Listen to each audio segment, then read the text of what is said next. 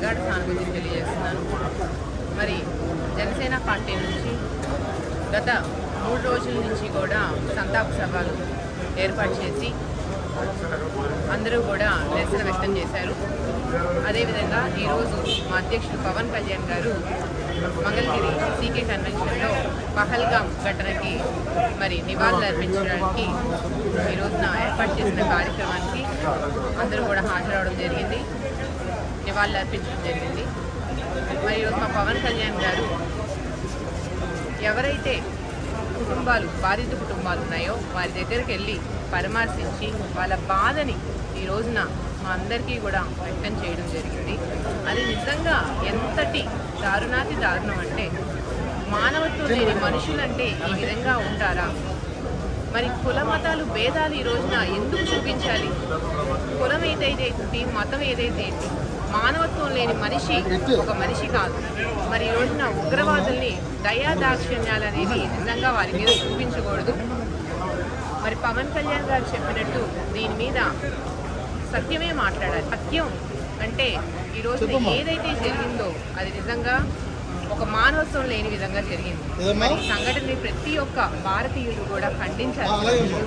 మరి ఈరోజు మోడీ గారు ఉన్నారు కాబట్టి మనకి ఎన్నో పోరాలు జరగాల్సినవి కూడా ఆగాయి.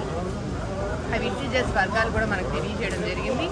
అదేవిధంగా ఇప్పుడు మరి మోడీ గారు నిజంగా మంచి నిర్ణయం తీసుకున్నారు. మరి వారికి జలాలు కూడా వాళ్ళకి తాగే నీరు దగ్గర నుంచి కూడా ఏం కావాలన్నా నిత్యావసర సరుకుల దగ్గర నుంచి మన ఇండియా నుంచి వెళ్ళాల్సింది.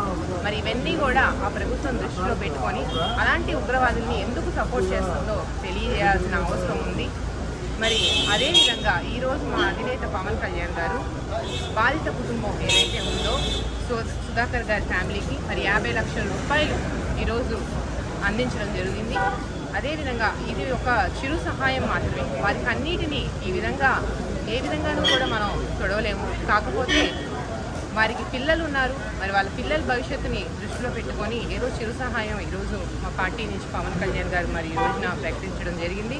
అదేవిధంగా చంద్రబాబు నాయుడు గారితో కూడా మాట్లాడి ప్రభుత్వం నుంచి వచ్చే సహాయ నిధులు కూడా అందిస్తామని కూడా ఈరోజు హామీ ఇవ్వడం జరిగింది. మరి 26 మంది కుటుంబాలకు కూడా నిజంగా అది తీరని లోటు.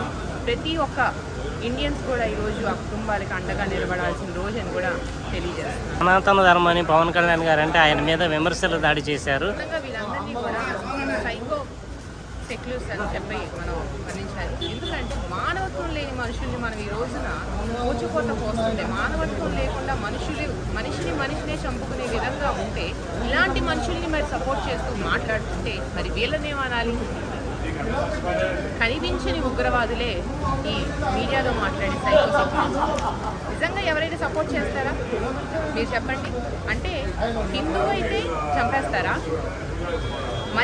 హిందూ అయినా మనిషే కదా.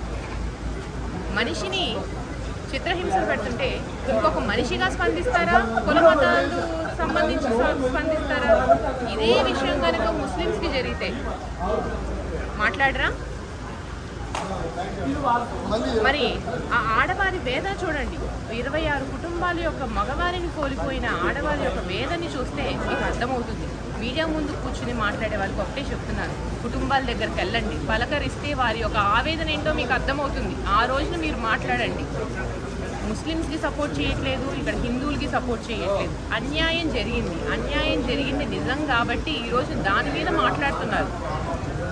అది తెలుసుకొని మాట్లాడండి. మీకు చేతనైతే సహాయం చేయండి, ఇండియాకి అండగా నిలబడండి.